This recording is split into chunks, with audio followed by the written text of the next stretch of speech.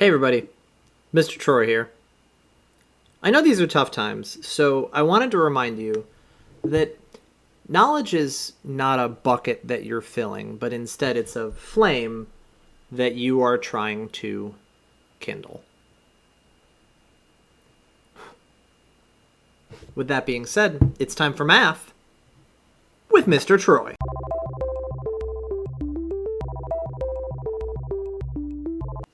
Here's hoping I don't light myself on fire, right? We're going to look at other exponential and logarithmic models that are used for other types of problems aside from just money. We will take a look at one more money problem, just as a chance to have another go at it. We often write exponential growth and exponential decay with a base of e to make things a little bit easier. Now, you were taught in Algebra 1 that 10% growth would look like this, and 10% decay would look like this. In higher levels of math and science, we will often always use e as our base, and instead put our rate factor in the exponent. A rate factor that is positive will be growth, and a rate factor that is negative will be decay. The second model is the Gaussian model, which creates what you know of as a bell curve, or perhaps a normal curve, except those are not exactly the same thing. I'll leave that to your stats teacher to explain the difference. The logistic growth model creates a graph that we're all too familiar with right now, and the logarithmic models are used to model things that are growing logarithmically. Here's what those look like. E to the x grows sloping upwards, whereas e to the negative x declines sloping downwards. The Gaussian model makes that bell-shaped curve that you're used to. The logistic growth model makes this sigmoidal curve. Don't worry, that'll be in the notes in a second. And the natural logarithm and the common logarithm of the log base 10 are here as well. So you have the chance to see them. The growth model is sometimes given as a times e to the bx, or sometimes given as c times e to the kt. In either case, k would be our rate. You could even write the decay model in the same way. If that were to be the case, if you wanted to say c times e to the kt was decay, k being positive would be growth, and k being negative would be decay. We're also going to come back to our continuously compounding interest formula, which is our a pert. First example. This table below shows estimates for the world population in millions from 2007 to 2013, and there's a scatter plot at the right. These data are from the US Census Bureau. What you want to do is you want to decide whether these are better modeled by an exponential function or by a linear function. What we know of population graphs, if you think back to a population graph from your 7th grade history book, you know that it's shaped much in the way like a hockey stick. So we would assume that population growth is exponential. In fact, here's a model. The population here was given in millions, so this 6,128 actually represents 6.128 billion. We're also using t equals 7 for the year 7, just to make our figures a little bit easier. So this asks, according to the model, when will the world population reach 7.6 billion? What time will make the population 7.6 billion, which is 7,600 millions? Exponential growth problems are always really asking you how long until the ratio is some amount of what it is now. So this question is really asking, when will the population be 475 383rds of its initial value? That's about 124%. Because our unknown is in the exponent, we're going to take the natural log of both sides. We're using the natural log because our base is e, and for most of these problems, we will always be able to use the natural log. By the inverse property, we know the right side of the equation works out to just be 0.0113t. We want to always use exact values when we can, which is why I haven't simplified anything yet. That way, when we get to the end of the problem, we can round. For this problem, we get about 19.04 5 years. Because year 7 related to the year 2007, this would mean between 2019 and 2020.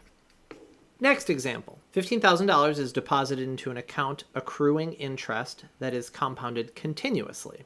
So that tells us what formula we're going to use. If you have $24,730 in the account after 10 years, what was the interest rate? We're told here that the rate is what we're looking for. We know that our time is 10 years. We know that our principal was $15,000. And we know that our current amount, or our future value, is $24,730. If we plug that into the PERT formula, our unknown is the rate, which is good. That's what we wanted to find. We divide by the principal, and that gives us 2,473 over 1,500 equals e to the 10r. We take the natural log of both sides, and then we divide by 10, and that will give us our rate. In this case, our rate works out to be almost exactly 4.99%. Now, normally, you would look at what you got out of your calculator, which was 4.999, and you would say, okay, 5%. But isn't it just like a bank to give 4.99%? I think that seems pretty plausible. Next example. In a research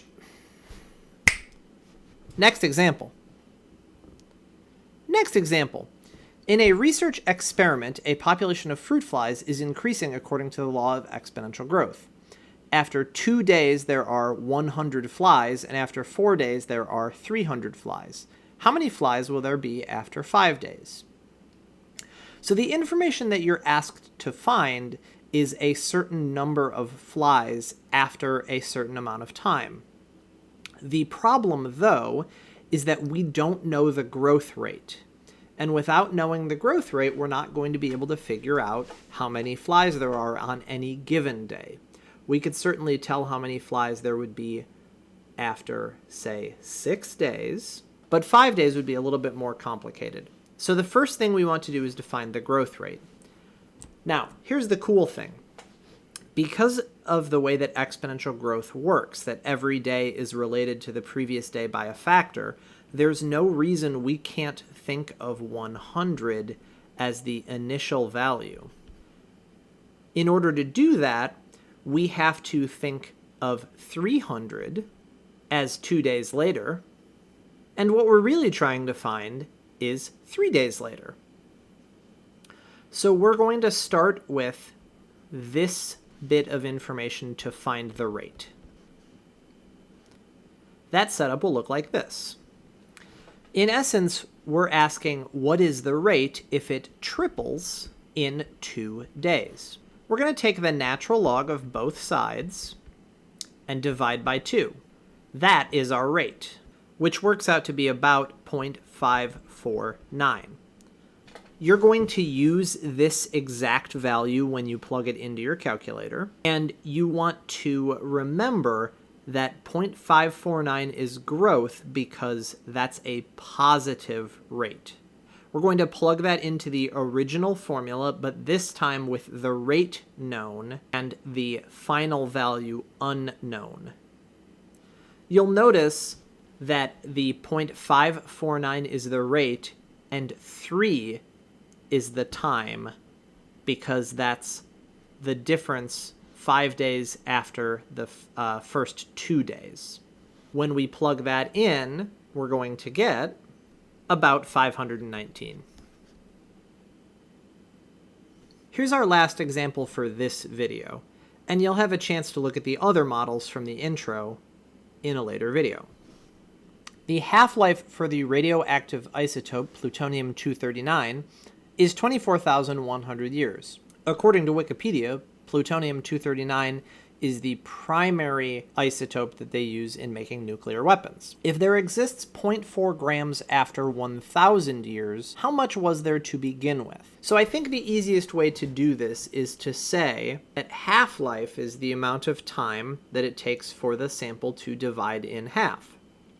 So 2 grams would become 1 gram in 24,100 years. We don't know the rate for that. We just know this half-life number. We can solve for r by dividing by 2 and then taking the natural log of both sides. You can see from this step that if you wanted to write a formula to find the rate for any half-life, you could. When we plug this in, our r value is going to be about negative 2.876 times 10 to the negative fifth. But since we've got a calculator, we can just plug that in by using our answer button. So now that we know the rate, we can say, so if we end up with 0.4 grams after 1,000 years, and we now know the rate, we could say, well, what would be our initial amount? This is actually just a linear equation. We're just solving for c. When we solve this, we get c equals about 0.411. If it takes 24,100 years to divide in half, you would guess that 1,000 wouldn't really move the needle that much. That's it for that video. I hope that your knowledge flame is still kindled, and I hope that you are doing your best to manage yourself in this difficult time. There's going to be another WebAssign, which is going to be due a week from Sunday. I'm giving you what I hope is a reasonable amount of work. Please let me know if I'm asking too much of you in this time. All right, gang, have a good one. Catch you on the flip side. Pew, pew, pew, pew. Pew, pew, pew, pew. Oh my god, it's burning! I got sidetracked lighting stuff on fire. Plutonium? Polonium? Hey Google, what's plutonium